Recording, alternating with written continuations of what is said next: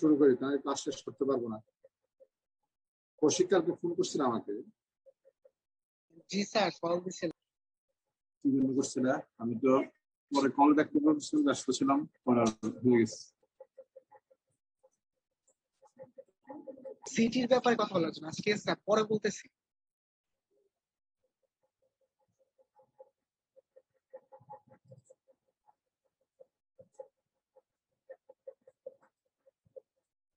দেখতে পাচ্ছ? জি স্যার, দেখা যাইতেছে।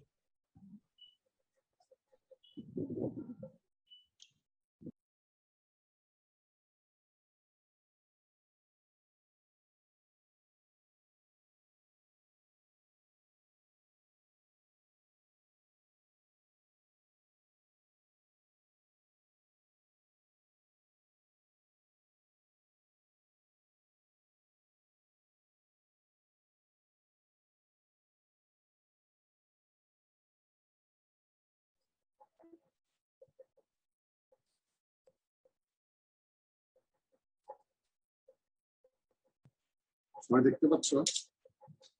জি স্যার। জি স্যার, দেখা যাইতেছে। আজকে আমরা যেটা ডিসকাস করবো সেটা হচ্ছে Recording in progress. Blast furnace productivity, fuel efficiency এবং modern development of blast furnace, এই জিনিসগুলো সম্পর্কে আমরা জানবো। মানে তুমি এটা এই ক্লাসটা করার পরে তোমার প্রোডাক্টিভিটি ব্লাস্ট ফার্নেসে কিভাবে বা এফিসিয়েন্সি কিভাবে অ্যানালাইসিস করতে হয়, কোন ফ্যাক্টরগুলো চিন্তা করতে হয়, কিভাবে বাড়ানো যায়, জিনিসগুলো আমরা জানতে পারবো। তারপর মডার্ন এই একটা ব্লাস্ট ফার্নেস করতে গেলে তারপর কি কি করার প্রয়োজন সেই জিনিসটা তোমরা জানতে পারবে। তাহলে প্রথম আসলে যে এফিসিয়েন্সি অফ দ্য অপারেশনের এফিসিয়েন্সি, একটা ব্লাস্ট ফার্নেস অপারেশনের এফিসিয়েন্সিটি কিভাবে বাড়ানো যায়, এই জিনিসগুলো নিয়ে এখানে ডিসকাশন হচ্ছে। এটা কে বলবা? আমি স্যার। আমি কে? 6 স্যার, রোল 6।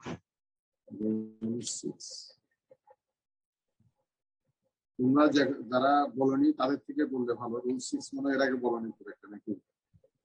বলো স্যার। বলছি তো স্যার। বলো স্যার, আমরা এখন ইফিসিয়েন্সি অফ দ্য অপারেশন দেখবো স্যার। এখানে হচ্ছে স্যার, যদি আমরা মানে ব্লাস্ট ফার্নেস টেকনোলজির অগ্রগতি দুইটা বিষয়ের উপর ডিপেন্ড করে। প্রথমটা হচ্ছে স্যার, মানে ব্লাস্ট ফার্নেসের যে এভারেজ ইনার ভলিউম সেটাকে আমরা যদি বৃদ্ধি করি, তারপরে স্যার ব্লাস্ট ফার্নেসের প্রোডাক্টিভিটি ইনক্রিজ করি পার ইউনিট ভলিউমে। তো স্যার এইটার জন্য আমরা কি করবো স্যার, মানে যদি আমরা ফার্নেসের প্রোডাকশন ক্যাপাসিটি ইনক্রিজ করার জন্য হাইটকে কনস্ট্যান্ট রেখে হার্থ ডায়ামিটারটা যদি বৃদ্ধি করি, তাহলে স্যার আমরা এটার জন্য আর কি ভালো ফলাফল পাবো। তো তারপর স্যার ফার্নেস প্রোডাক্টিভিটি দুইটা বিষয়ের উপর ডিপেন্ড করে।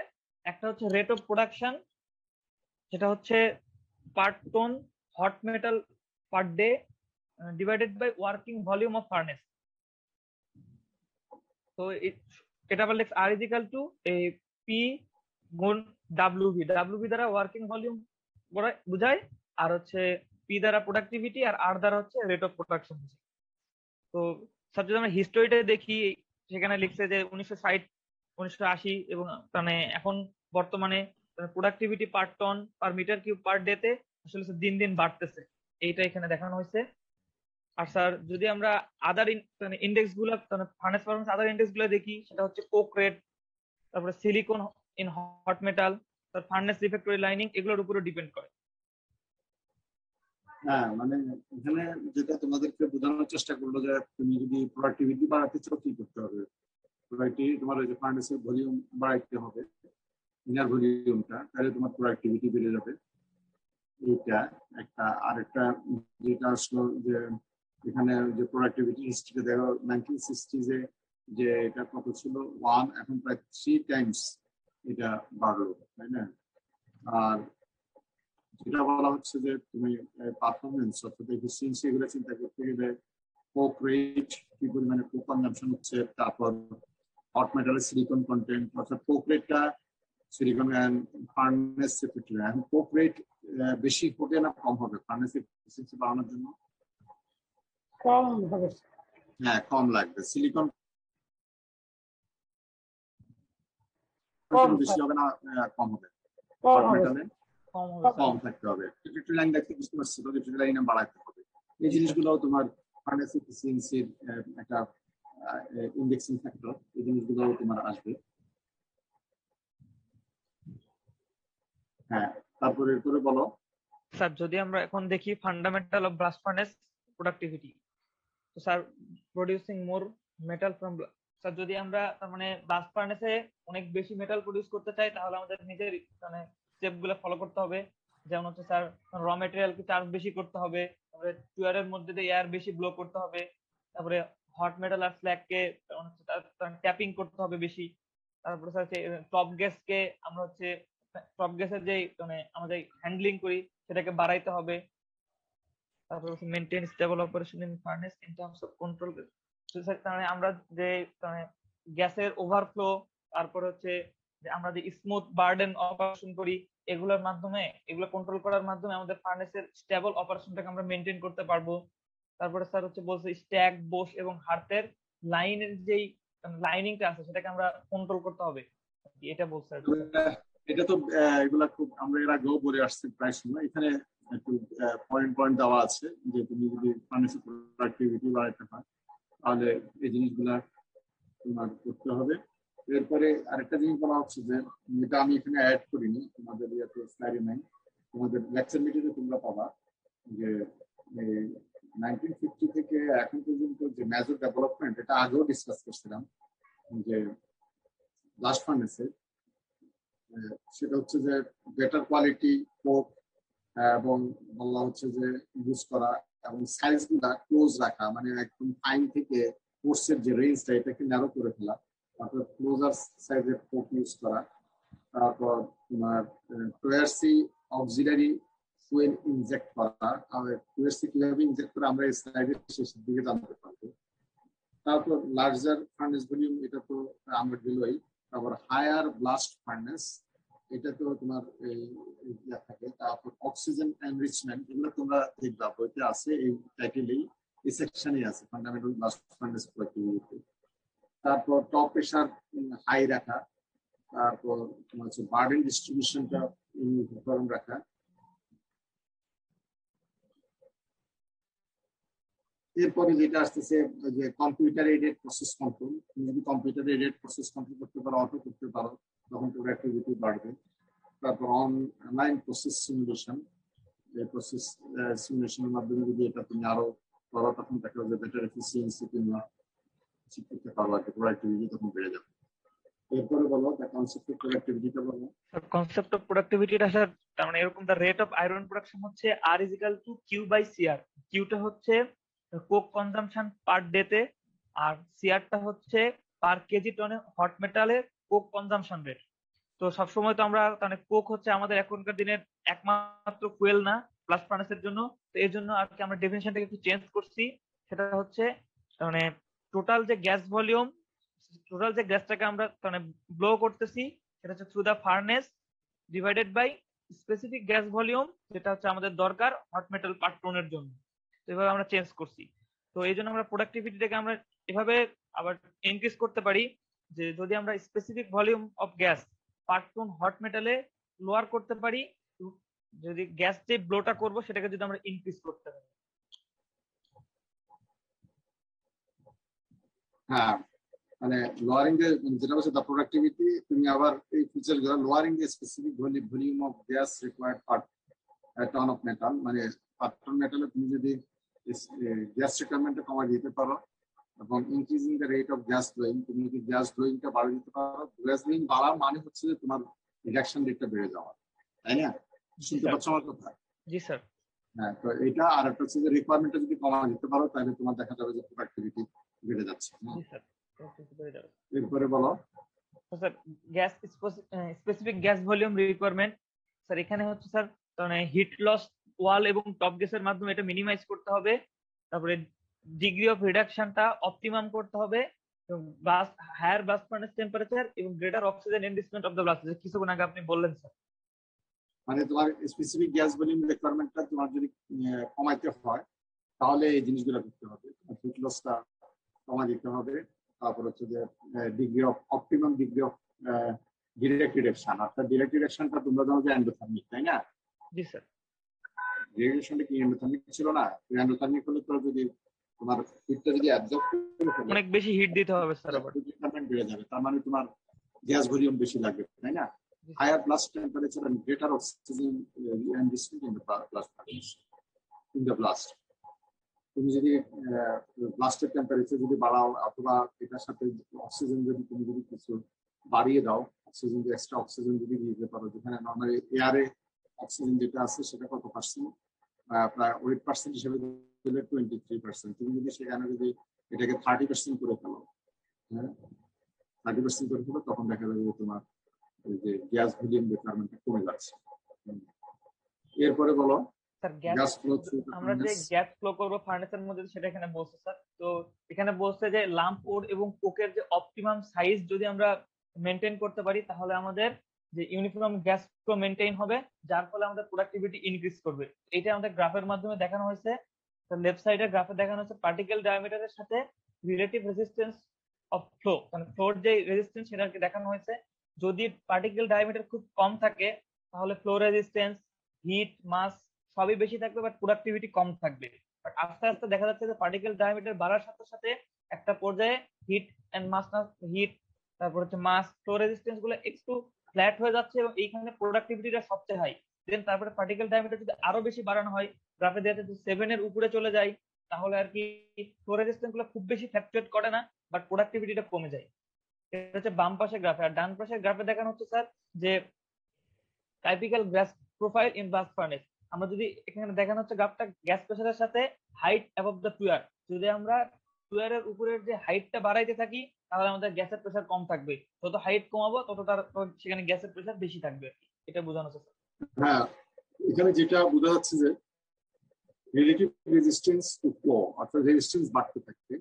আর এটা পার্টিকেল ডায়ামিটার যত তোমার কমতে থাকে, দেখো মাস, হিট আর ফ্লো রেজিস্ট্যান্স এগুলা কমতে থাকে ডায়ামিটার বাড়ার সাথে সাথে। এটা স্বাভাবিক যে তোমরা জানো যে একই জায়গার মধ্যে যদি তোমার ছোট পার্টিকেল থাকে তাহলে মাস বাড়বে, তাই না? আর বড় পার্টিকেল যদি হয় তখন মাসটা কমবে। আর মাস কমলে হিটও তোমার কমবে। তারপর ফ্লো রেজিস্ট্যান্স কি হয়ে যাবে, তোমার পার্টিকেল ডায়ামিটার বাড়ার সাথে সাথে ফ্লো রেজিস্ট্যান্সটা কমবে, অর্থাৎ ভালো ফ্লো হতে পারবে। আর প্রোডাক্টিভিটির সাথে রিলেটেড প্রোডাক্টিভিটির সাথে বলা হচ্ছে যে একটা পার্টিকুলার দেখো ডায়ামিটার প্রোডাক্টিভিটি বাড়বে, কিন্তু এর চেয়ে যদি বড় হয় তাহলে দেখেন প্রোডাক্টিভিটি কমে যাবে। কেন কমবে বলতে পারে? জি স্যার, পার্টিকেল ডায়ামিটারটা বেড়ে যাচ্ছে স্যার। পার্টিকেল ডায়ামিটার যদি বেড়ে যায় তাহলে ফ্লো রেজিস্ট্যান্স বেশি হবে স্যার, যার কারণে প্রোডাক্টিভিটিটা কমে যাবে স্যার। রিলেটিভ রেজিস্ট্যান্স টু ফ্লোটা আবার বেড়ে যাবে। বেড়ে গেলে তখন কি হবে, তোমার হয়ে যাবে, কি বলে এটাকে, প্রোডাক্টিভিটি ফল করবে। কিন্তু রিলেটিভ রেজিস্ট্যান্স বেড়ে যাবে না কমবে? এটা তো কমই আছে। জি স্যার। প্রোডাক্টিভিটি কমলো কেন?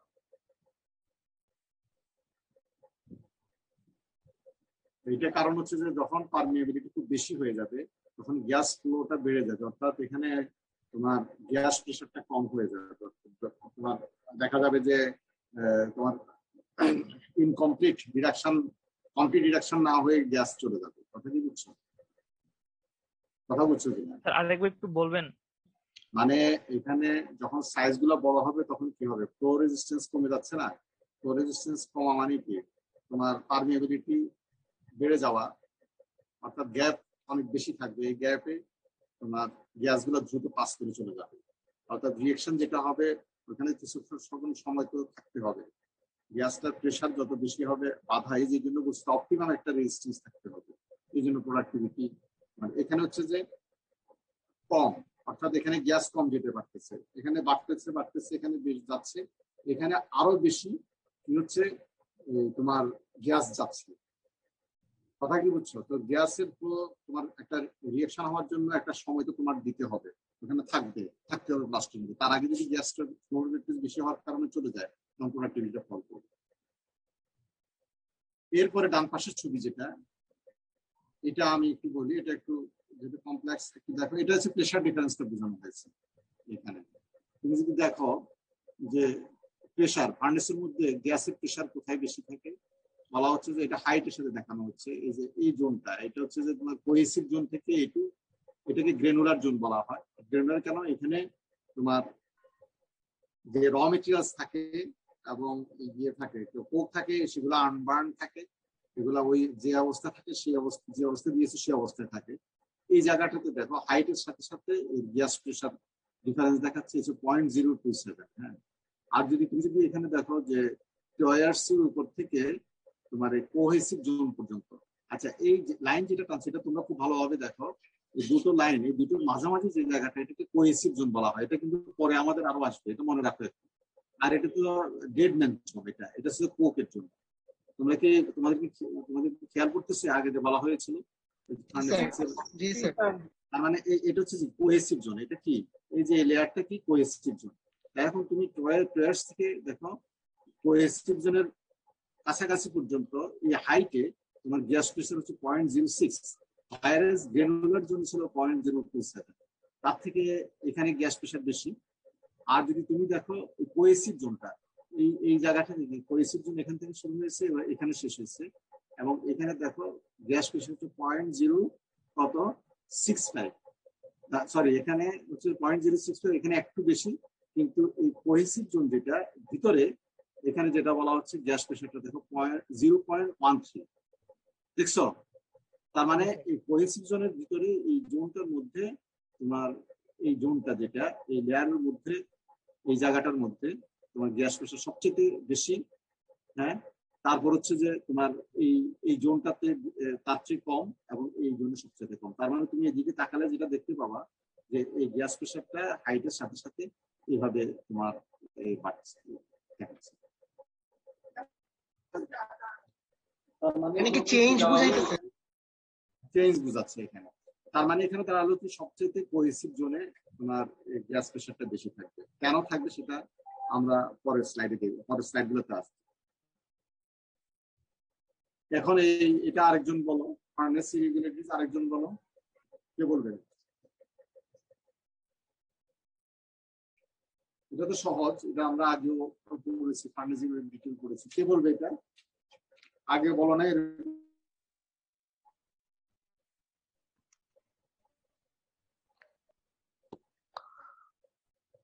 হ্যাঁ,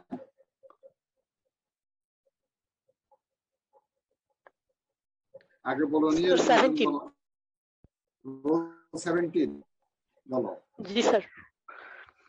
স্যার ফার্নেস ইরেগুলারিটিস এর মধ্যে বলছে যে এটা কি কি কারণে হইতে পারে। তো বলছে ফলোইং সোর্সেস এর জন্য দায়ী। প্রথমটা বলছে যে malfunctioning or failure of the mechanical or electrical devices, যেটা আমরা ব্যবহার করি ফার্নেসে, লাইক ট্যাপিং, চার্জিং, কখন কোন তৈরি হতে পারে। এরপর বলছে malfunctioning or failure of any of the auxiliary faculty, auxiliary faculty কোন সমস্যা হলে ইরেগুলারিটিস তৈরি হতে পারে। আবার বলছে অ্যাবনর্মালিটিস যদি কোনো রকম এরকম তৈরি হয় আর কি, তো এই ক্ষেত্রে ফার্নেসটা ইরেগুলারিটিস তৈরি হতে পারে। হ্যাঁ, মানে ফার্নেস ইরেগুলারিটিস হলে কি হবে? আমাদের প্রোডাক্টিভিটি নিয়ে আমরা ডিসকাস করছি না, তাহলে প্রোডাক্টিভিটি বাড়বে না কমবে? কমে যাবে না? সেজন্য এখানে ফার্নেস, কিন্তু এখানে জাস্ট একটু হাইলাইট করলো। এটা ডিটেলটা আমরা গত লাস্ট ক্লাসে পড়ে আসছি। ওখানে এখানে জাস্ট একটু টাচ দিল। তোমরা লেকচার মেটেরিয়াল দিলে বুঝতে পারবা, ওখানে সেকশনে ওর কথাগুলো, স্ক্যাফোল্ডিং, তারপরে স্ক্যাপিং, হ্যাঙ্গিং এর কথাগুলো বলা, স্ক্যানিং এর কথাগুলো বলা আছে সংক্ষেপে। এরপরেটা বলো, এফেক্ট অফ অ্যাগ্লোমেরেটেড আয়রন অক্সাইড। আচ্ছা, অ্যাগ্লোমেরেটেড আয়রন অক্সাইড কয়ভাবে থাকে কে বলতে পারবা? অ্যাগ্লোমেরেটেড আয়রন অক্সাইড কয়ভাবে থাকে? চার্জের মধ্যে দুইভাবে। কি কি? সিন্টারিং আর পিলেটাইজেশন। সিন্টার আর পেলেট হিসেবে, তাই না? হ্যাঁ, বলো। এখন এই সিন্টারটা ডিসকাস করতেছি, বলো। জি স্যার। একটা এখানে বলছে যে একটা হচ্ছে যে আমরা ওটাকে ওর ফ্লাক্সিং মেটেরিয়াল এগুলাকে লাম্প হিসেবে দিয়ে দিই, তাই না? একটা। আর একটা হচ্ছে যে আমরা বলছিলাম যে ফাইনার যেগুলো হয় সম্ভবত 10 মিলিমিটারের নিচে যদি হয় তখন সেগুলা দেওয়া যাবে না ওখানে, মানে হচ্ছে পারমিবিলিটি কমাই ফেলবে। তো এইগুলাকে অ্যাগ্লোমেরেট করে তখন আমরা সিন্টার করি, এবং সবচেয়ে ফাইন যেগুলা সেগুলাকে আমরা পেলেটাইজ করি, তাই না?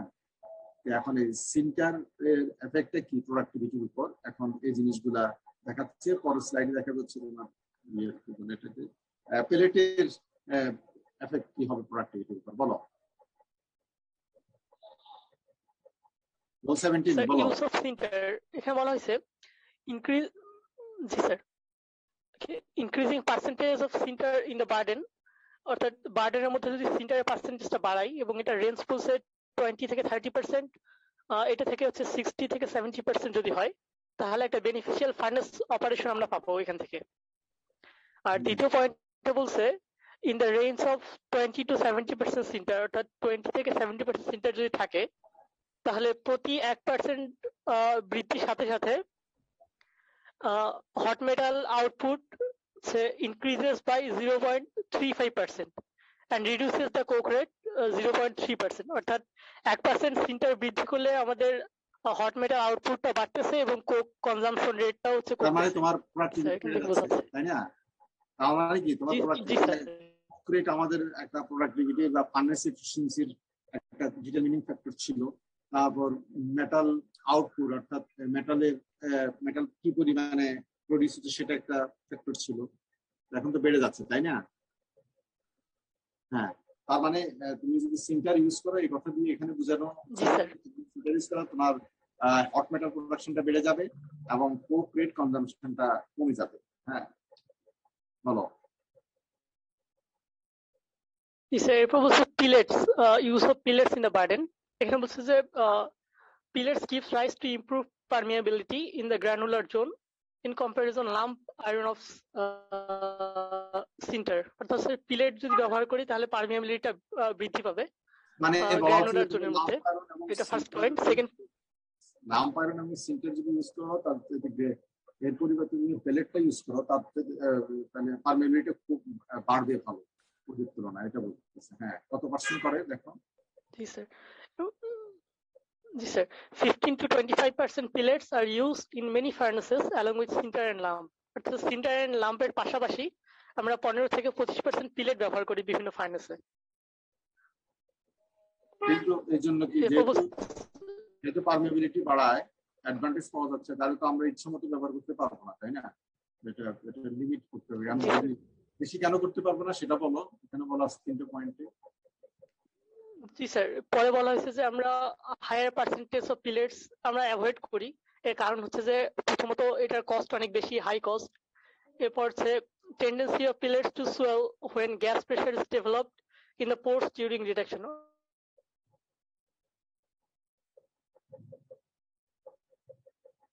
বলো।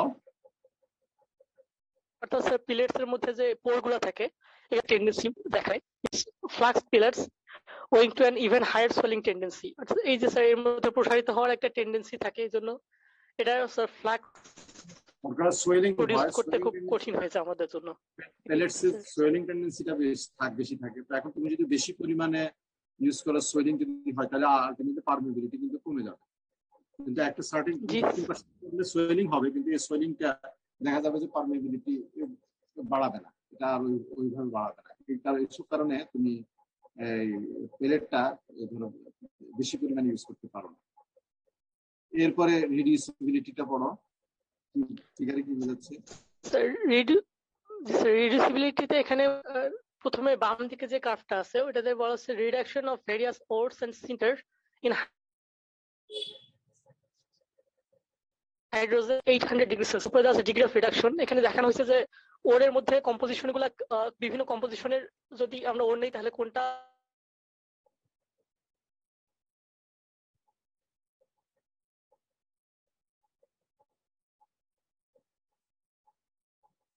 ওর ইয়ার মানে নেটওয়ার্কের সমস্যা হচ্ছে। আরেকজন বলো কিরকম স্যার সময়ের সাথে রিডাকশন হবে। আবার বলো। আর স্যার ডান দিকে যেটা আছে এটা বলা আছে ইফেক্ট। শোনো, আবার বলো। তোমাকে শোনা যায়নি মাঝখানে, মাঝে শোনা যায়নি। স্যার রিডিউসিবিলিটিতে বলা হয়েছে যে এখানে যদি আমরা ওরের মধ্যে বিভিন্ন ধরনের কম্পোজিশন নেই তাহলে এটা সময়ের সাথে সাথে কি পরিমাণ রিডাকশন হবে, ডিগ্রি অফ রিডাকশন এটা দেখানো হয়েছে প্রথমটাতে স্যার। হ্যাঁ, মানে এখানে যেটা বেসিক্যালি যেটা বলতে চাই, তুমি যদি হাইড্রোজেনের মাধ্যমে রিডাকশন করতে চাও বিভিন্ন ধরনের ওর এবং সিন্টার ইউজ করে। তো তখন জি স্যার। তখন তোমার রিডিউসিবিলিটি কি হবে সেটা দেখাচ্ছে। যেমন তুমি যদি এখানে কম্পোজিশন যদি দেখো, ক্যালসিয়াম অক্সাইড তুমি মিক্স করছো, তোমার তো ওর হচ্ছে আয়রন অক্সাইড, দেখো সবচেয়ে কম হবে হচ্ছে যে এই কম্পোজিশন, এটা দেখাচ্ছে যে কম্পোজিশন এই যে জি স্যার। হ্যাঁ তোমার এই যে ভেরিয়াস ফোর্স এবং সিন্টার। হ্যাঁ তুমি যদি এখন তোমার ইনপুট যে সিন্টার আছে, ইনপুট যে কম্পোজিশন সেটা যদি এটা থাকে তাহলে একটু বলতে পারবো আসতেছে আমি।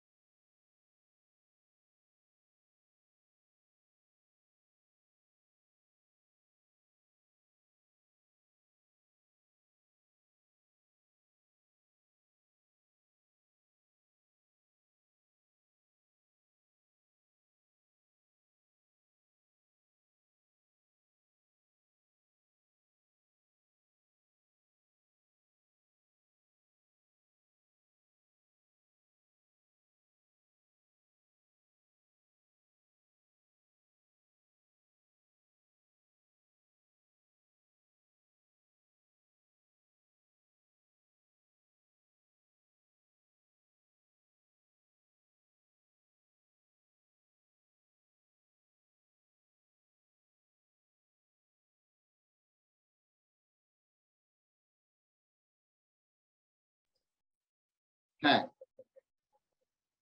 কন্টিনিউ করো। তো জি এখানে স্যার। যে আর কথাটা ডান দিকে যে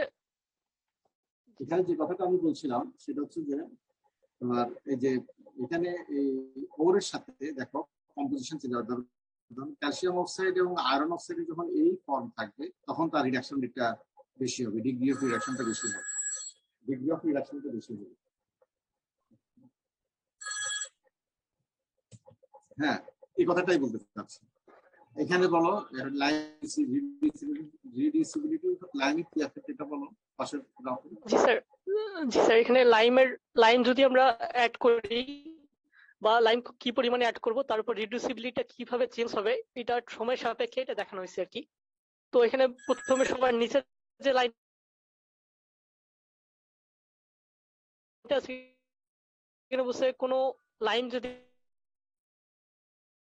আমরা অ্যাড না করি এবং একটা সময় যে কাজ লাগে সেটাতে যদি 5% আমরা ক্যালসিয়াম অক্সাইড অ্যাড করি, সেক্ষেত্রে দুইটা দেখানো হয়েছে, একটা হচ্ছে 1000 ডিগ্রিতে আর একটা 1300 ডিগ্রিতে। তো বলছেন যে 80% রিডাকশন এখানে সম্ভব হবে 1000 ডিগ্রিতে 80%। তুমি ওরটাকে 80% আগে রিডিউস করছো, করে বাকিটা তোমার এই রিডাকশন করতেছো ক্যালসিয়াম অক্সাইড অ্যাড করে, আর অ্যাড করলা না আর অ্যাড করছো, কথা কি বুঝছো? এই দুটো বুঝাচ্ছে। তারা একটা 80% ল্যাবরেটরিতে একটা পিলেট নেওয়া হয়েছে যেটা 80% রিডিউস করা হয়েছে, এটাকে এখন ক্যালসিয়াম অক্সাইড অ্যাড করে তখন দেখলো যে তোমার 5% যখন ক্যালসিয়াম অক্সাইড অ্যাড করে দিলা তখন দেখা গেল যে এই পরিমাণে রিয়াকশন রেটটা তোমার তোমার এইভাবে বেড়ে গেল এইটা। কিন্তু যখন ক্যালসিয়াম অক্সাইড যখন অ্যাড থাকবে না তখন রিয়াকশন রেট অনেক কম থাকবে, অর্থাৎ তোমার দেখা যাবে যে ক্যালসিয়াম অক্সাইড যদি না থাকে তাহলে 84% বেশি আর রিয়াকশন হচ্ছে না। আর যদি তুমি ক্যালসিয়াম অক্সাইড অ্যাড করে এটা অলমোস্ট দেখা যাচ্ছে যে 92-96 বা 98% পর্যন্ত তুমি করতে পারো। এই জিনিসটা বোঝা যাচ্ছে। হ্যাঁ, এরপরে এটা বলো। আচ্ছা, আরেকজন বলো। রুল 17 তো বললো। আচ্ছা, 17 শেষ করো। জি স্যার, এখানে বলছে রিডাকশন ডিগ্রেডেশন ইন্ডেক্স। তো এখানে বলা হয়েছে sir reduction of hematite into magnetite occurs in the upper stack at 500 to 600. আচ্ছা শোনো, রিডাকশন ডিগ্রেডেশন ইন্ডেক্স বলতে কি বোঝা যাচ্ছে? এই কথা দিয়ে কি বোঝা যাচ্ছে? এটা ফিজিক্যাল মিনিংটা কি বোঝা যাচ্ছে? স্যার রিডাকশনটা কিরকম ভাবে চেঞ্জ হচ্ছে সেটা একটা পরিমাপ। মানে রিডাকশনটা তোমার রেটটা কমে যাবে। রিডাকশন ডিগ্রেডেশন ইন্ডেক্স বলতে বোঝা যাচ্ছে রিডাকশন ডিগ্রেডেশন তোমার ইন্ডেক্স দিয়ে এটা টেস্ট করা হয়, এই ইন্ডেক্সটা বের করা হয়। বের করলে দেখা যাচ্ছে যে এটার ভ্যালু যত বেশি হবে, খেয়াল করো, ততই রিডাকশন কম হবে। কথা কি বুঝছি কিনা? জি স্যার। অতএব আর ডি এর ভ্যালু যত কম থাকবে তোমার রিডাকশনটা ভালো হবে। মূল কনসেপ্ট হচ্ছে এটা। এবার বলো। জি স্যার, এখানে বলছে যে আপার স্ট্যাকে 500 থেকে 600 ডিগ্রি সেলসিয়াস তাপমাত্রায় হেমাটাইট থেকে ম্যাগনেটাইটে কনভার্ট হয়, রিডাকশন হয় হেমাটাইটের। এবং তোমরা এটা আগে দেখছো, তোমরা যখন physical expansion occurs up to extent of 25%. G sir. তোমরা এটা আগেই দেখছো যে হেমাটাইট থেকে ম্যাগনেটাইট হয় ওই যে লো টেম্পারেচারে, তখন ভলিউম তোমার ইনক্রিজ করে এবং 25% পর্যন্ত। এখানে অনেক সময় দেখা যাচ্ছে ভলিউম যদি বেশি পরিমাণে বাড়ে যায়, একটু বেশি বাড়ে, তখন দেখা যায় ইন্টারনালি ক্র্যাক হয়ে তখন পার্টিকেল গুলো আবার ছোট হয়ে যায়। ছোট হয়ে গেলে কি হবে? তখন আবার ওই যে পারমিবিলিটি কমে যাবে, আবার কিন্তু তোমার এই ফার্নেস ইরেগুলারিটি যেটা বলো সেটা শুরু হয়ে যাবে। হ্যাঁ, এবং বলো, তারপর কিন্তু তখন আর রিঅ্যাকশনটা রেটটা কমে যাবে। হ্যাঁ বলো। জি স্যার, ভলিউম এক্সপেনশনের রেজাল্ট হিসাবে আমরা দেখি যে এখানে কম্প্রেসিভ স্ট্রেসটা ডেভেলপ করে। আর এক্ষেত্রে যেটা হয় যে আয়রন অক্সাইডের ব্রেকডাউন হয় significantly, contribute significantly to breakdown of iron oxides. এবং এই টেন্ডেন্সিটা আমরা আরডিআই টেস্ট দ্বারা মেজার করি, যে রিডাকশন ডিগ্রেডেশন ইন্ডেক্স দ্বারাই মেজার করি। এবং তারপর বলা হয়েছে ব্লাস্ট ফার্নেস অপারেটর এট লো আরডিআই, যদি বিলো 28 হয় সেক্ষেত্রে ব্লাস্ট ফার্নেসটা ভালো রান করবে। ফিগারটা বলো। এই যে যখন আরডিআই বাড়তে থাকে তখন কি হয়? পারমিবিলিটি কমতে থাকে। ইন্ডেক্সটা বাড়তে থাকলে পারমিবিলিটি কমতে থাকে। জি স্যার। পারমিবিলিটি কমলে আমাদের কি হবে? রিডাকশন ভালো হবে না খারাপ হবে? ভালো হবে। পারমিবিলিটি কমলে রিডাকশন ভালো হবে না খারাপ হবে? বলো। হ্যাঁ, রিডাকশন খারাপ হবে। পারমিবিলিটি যদি কমে যায় রিডাকশন খারাপ হবে। সেজন্য এই আরডিআই ভ্যালুটা যত নিচের দিকে থাকবে, দেখো এখানে পারমিবিলিটি ভালো থাকছে। এরপরে ফিগারটা বলো, এটা কি বলতে যাচ্ছে? জি স্যার, এখানে হচ্ছে influence of Sinter আরডিআই on fuel rate in blast furnace. তো এখানে স্যার প্রথম চিত্রতে দেখা যাচ্ছে যে আরডিআই এর ভ্যালু হচ্ছে যত বাড়তেছে, ঠিক আছে, ফুয়েল রেটটাও তত বাড়তেছে আর কি। ফুয়েল রেট বাড়া কি আমাদের এক্সপেক্টেড না? Unexpected sir, unexpected. হ্যাঁ, আমরা ফুয়েল রেটটা কমাইতে চাই। আসলে আমরা চাই কি আমাদের রিঅ্যাকশন পুরোপুরি হবে, কিন্তু যত মিনিমাম ফুয়েলে আমরা রিঅ্যাকশনটা করতে পারবো, এটা আমাদের এক্সপেকটেশন থাকে। এটা আর দিয়ে আমরা ডিসকাস করলাম। এখন বলো, এখন আরেকজন বলো, সফেনিং মেল্টিং ক্যারেক্টারিস্টিক্স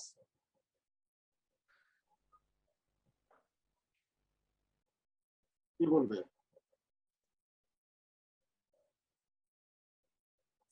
হ্যাঁ, এর আগে বলনি, এরকম কে বলবে?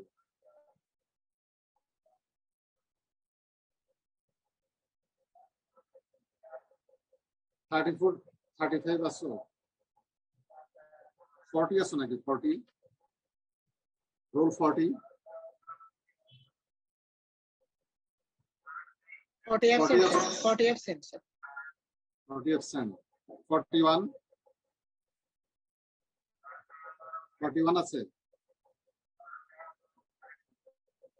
হ্যাঁ,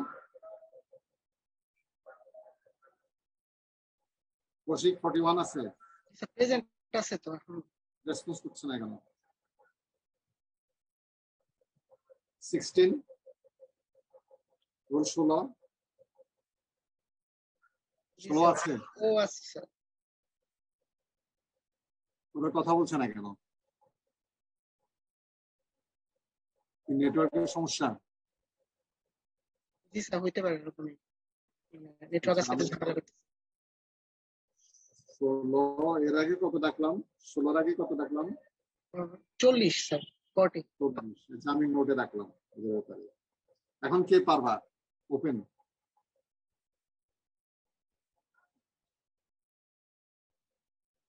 কৌশিক পারবা? জি স্যার, বলি এমনি ট্রাই বলো। করতে। মানে স্যার এটা স্যার হলো সফটেনিং বা মেল্টিং ক্যারেক্টারিস্টিক্স, মানে আমরা যে মানে এখানে বিভিন্ন ধরনের মেল্টিং হইতেছে ওইটা ক্যারেক্টারিস্টিক্স বলার জন্য এটা করছে।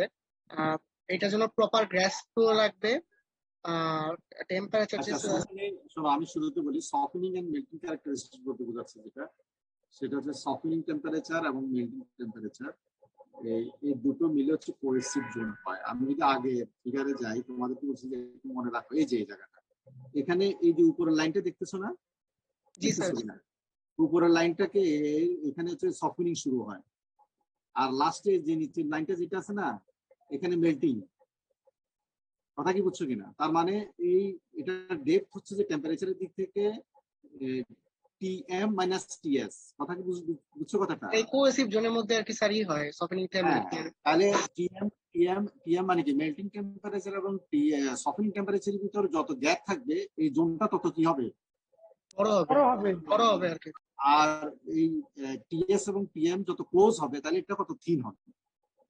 মূল ফর্মুলা যেটা বলে দিই, তারপর তোমাদের বুঝতে সুবিধা হবে যে আমাদের ফার্নেস স্মুথলি রান করার জন্য, ভালো রিডাকশন হওয়ার জন্য এই কোহেসিভ জোনটা অলওয়েজ আমরা চাই যে থিন থাকুক, অর্থাৎ টিএস এবং টিএম এর গ্যাপটা কম থাকবে। যত আর কি মেল্টিং হইতে পারে। হ্যাঁ, এবার বলো স্যার মানে এটার জন্য এখানে কি হয় সেই ঘটনাটা এখানে বলো, বুঝছো? হ্যাঁ বলো।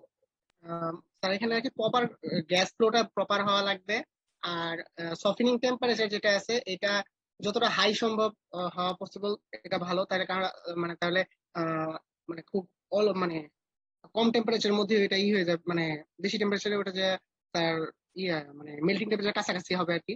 তারপরে the thickness of cohesive zone should be as small as possible. ওই তো যদি থিকনেসটা কম হয় তাহলে সফটেনিং হওয়া যত তাড়াতাড়ি সম্ভব স্যার মেল্টিং হয়ে যাবে, মানে কোহেসিভ জোনটা যদি ছোট হয়।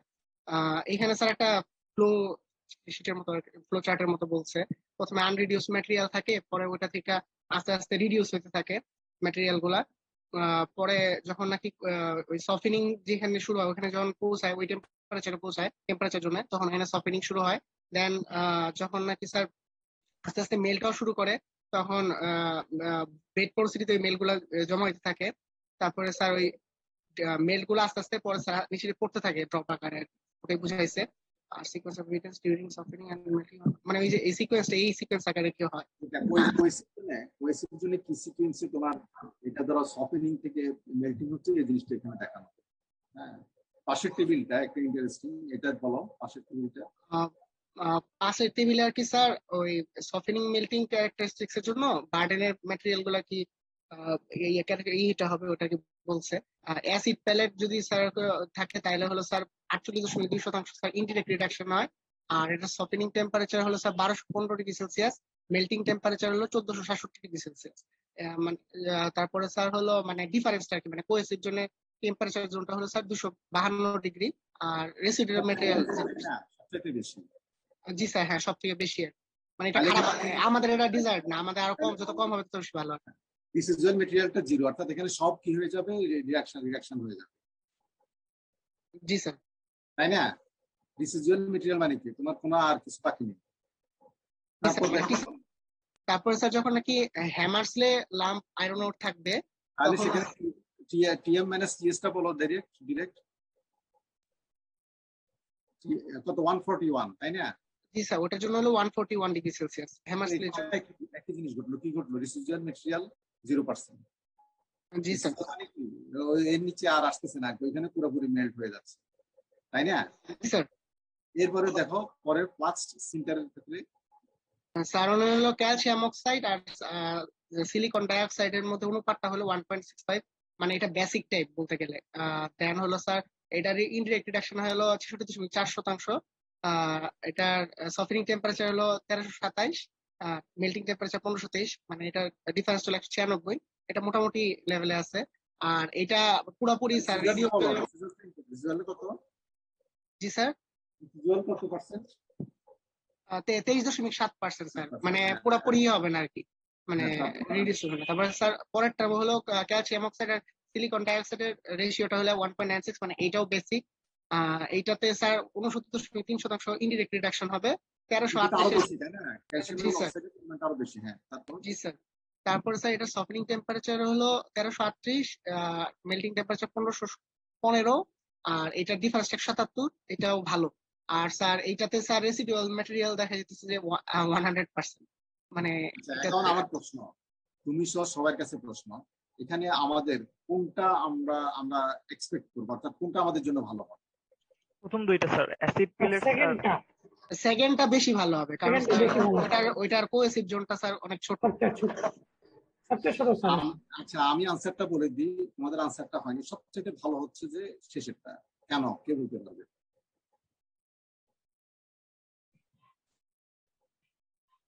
বেসিসিটির জন্য স্যার, মানে বেসিসিটি দরকার আমাদের এই জন্য। না, ইনডিরেক্ট রিডাকশন সবচেয়ে বেশি এই জন্য না, ইনডাইরেক্ট রিলেশন যাই হোক, সেটা বড় কথা নাই, কিন্তু কত আমার আমি ওই যে ডান পাশের যে কলামটা 0 দেখি তো পারফরমেন্স বলতেছো তোমরা। আমি বলছি যে 100% ডিসিজাল, অর্থাৎ কোনো রিঅ্যাকশন হবে না যখন, হ্যাঁ, অর্থাৎ রিঅ্যাকশন মানে কি মেল্টিং হবে না যখন, এটা হচ্ছে সবচেয়ে ভালো, এটা এক্সপেক্টেড আমাদের। কেন? আচ্ছা, আনসার করতে পারবা? দেখি। আচ্ছা যাও, পরে একটু চিন্তা করে, চিন্তা করলে তো শুনতে পারবা না। আচ্ছা আমি বলি, কেউ বলতে পারবা? বলে দেন স্যার, মনে হয়। আচ্ছা, এখানে শুনো, কোহেসিভ জোনে যেটা, এখানে আমরা রিঅ্যাকশন চাই, কিন্তু আমরা মেল্টিংটা চাই না। কেন মেল্টিংটা চাই না? মেল্টিং যদি এখানে হয়ে যায়, এরপরে লিকুইড গুলা, পরে কোক যেগুলো আছে, কোক এবং এখানে আনবার্ন কিছু ক্যালসিয়াম অক্সাইড থাকে, এগুলার মধ্যে যে এগুলার পোরোসিটি গুলো বন্ধ করে দিলে ওই জায়গাগুলোর পারমিবিলিটি তোমার দেখা যাবে যে পুরোপুরি তোমার ইয়া হবে, কি বলে এটাকে, কমে যাবে। কমে গেলে তখন গ্যাস উপরের দিকে আসতে পারবে না, তাহলে কি ইরেগুলারিটি শো করবে কিনা। সেই জন্য আমরা চাই যে কোহেসিভ জোনটা সেখানে রিডাকশন হয়ে ওস্টাইট হবে, এফইওতে হবে, কিন্তু এটা সলিড ফর্মে থাকবে। এরপরে যে যখন কোক ব্যাডের উপর পড়বে, তখন সে পুরোপুরি রিঅ্যাকশন করে লিকুইড হয়ে কোক ব্যাডের মধ্যে দিয়ে এই যে এখানে যেরকম আস্তে আস্তে যেতে থাকবে। মানে এখানে যদি হয়ে যায়, তাহলে পুরোপুরি একসাথে এগুলো হয়ে পুরো কোক ব্যাডকে সে বন্ধ করে দিবে। কথা কি বুঝছো কিনা? এই কারণে আমাদের সবচেয়ে ভালো এক্সপেক্টেড যেটা থাকবে সেটা হচ্ছে যে আমার রেসিডুয়াল মেটেরিয়াল যাতে কোহেসিভ জোনে আমি মেল্টিংটা আমি এক্সপেক্ট করি না, কেন কোহেসিভ জোন অনেক উপরে, কিন্তু তোমার 2x এর অনেক উপরে, তোমরা দেখছো এটা, এই জন্যই। হ্যাঁ, এরপরেরটা বলো স্যার। এখানে স্যার কোক কোয়ালিটি, মানে আমরা যদি ইমপ্রুভ করতে চাই প্রোডাক্টিভিটি আর ফুয়েল এফিসিয়েন্সি, তাহলে আমাদের কোক কোয়ালিটিটা খুবই ইম্পর্টেন্ট। কারণ হলো কোক কোয়ালিটির উপর ডিপেন্ড করে স্যার ফুয়েল কতটুকু লাগবে, বা কোকের কার্বন টার্বনের পরিমাণ উপর ডিপেন্ড করে স্যার হলো মানে ফুয়েলের এফিসিয়েন্সি নির্ভর করবে আর কি। স্যার মানে কোকটার মধ্যে স্যার লো অ্যাশ থাকা লাগবে, রিঅ্যাক্টিভিটি মডারেট হওয়া লাগবে, আর কোকের স্ট্রেং ভালো হতে হবে। কারণ না হলে যদি ভাঙা যায়, তাহলে গুড়া গুড়া হয়ে দেখা যাবে যে অথবা গ্যাস ওর সাথে উপরে উঠে যেতেছে। সো মানে high coke strength after reaction, মানে রিঅ্যাকশনের সময় যাতে কোক স্ট্রেংথ ঠিক থাকে, ওটাও ঠিক আছে। আর এটা একটা কোএফিশিয়েন্টের মতো আর কি, সিএসআর। হ্যাঁ, মানে এখানে তোমার যেটা, হ্যাঁ বলো বলো। তারপরে স্যার লো অ্যাশ কোকের বেনিফিট যেটা হলো ইনার যে বার্ডেন, মানে যেটা কি মানে কোনো রিঅ্যাকশন করবে না, বা ইনারটাই ওইটা কম থাকবে। স্ল্যাগের পরিমাণও কিছুটা কম আসবে, যেহেতু অ্যাশটা পুরোপুরি স্ল্যাগের দিকে যায়। আর সিলিকন, কোক অ্যাশে মূলত সিলিকন আর সালফার থাকে। তো আমাদের যে মেটালটা হবে ওটা তুলনামূলক কম সিলিকন থাকবে, আর সালফার কন্টেন্ট কম যাবে আর কি, মানে অ্যাশ থেকে আর কি কম যাবে। তো কম লো অ্যাশ কোকই আমাদের ডিজায়ার্ড।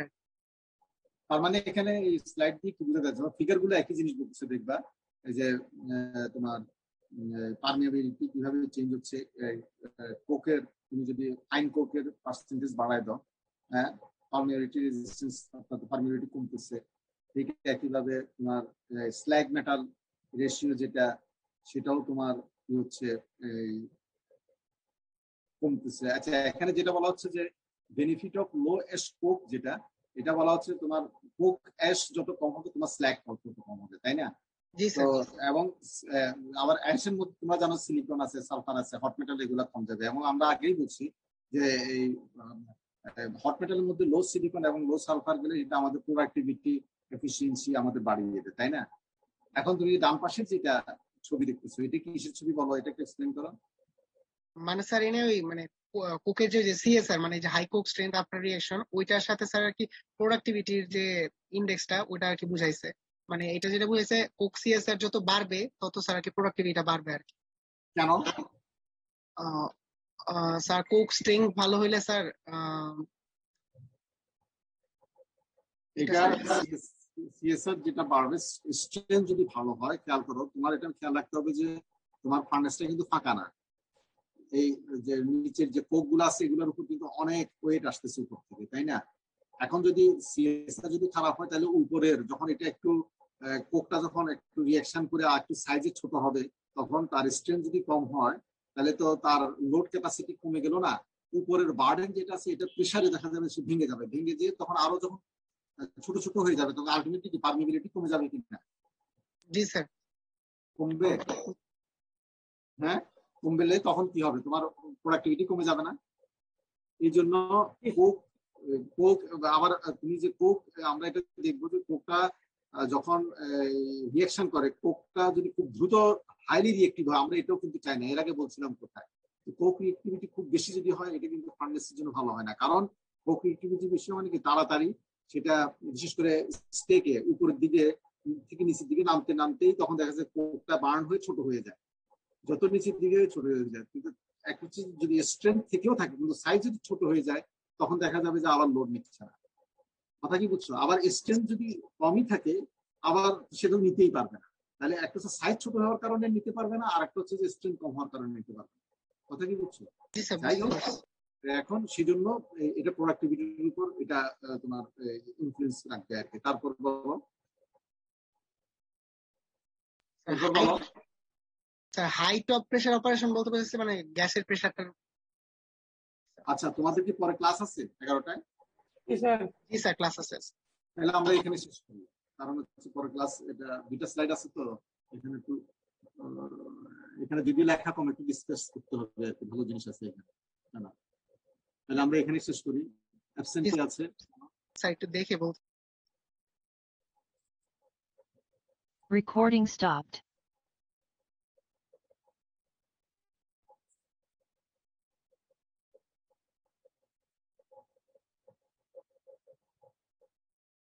রেগুলার বেসিক আছে।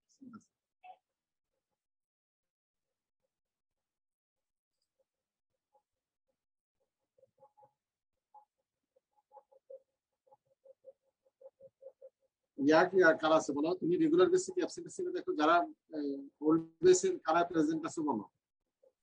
Sir 12-19 all batches. 12-19 16 batch roll 14. 16-14 15-32 15-32 আর 12-19 16-14 15-32 স্যার 15-22 15-22 আর এই আচ্ছা ইয়ে কি আছে 40 আর 45 অ্যাবসেন্ট। 40 রেগুলার বেসিস 40 আর 45। জি স্যার রেগুলার। আচ্ছা 45 কি অবস্থা, খোঁজ নিয়েছিলা? স্যার ও তো স্যার ক্লাসে জয়েন দিছে, মানে কয়েকটা ক্লাস করছে রিসেন্টলি। ওই আমার ক্লাসে তো আসছে না আমার। জি স্যার আপনার ক্লাসে আজকে অ্যাবসেন্ট আর কি, গতকালকে আর গতকালকে আগের দিন করছে ক্লাস। ও হ্যাঁ করছে, দেখলাম গতকালকে ক্লাসে করছে। ঠিক আছে, তাহলে আজকে ক্লাস শেষ করি, পরে ক্লাসের জন্য প্রিপারেশন নাও। জি স্যার। সবাই ভালো থাকুন। আসসালামু আলাইকুম।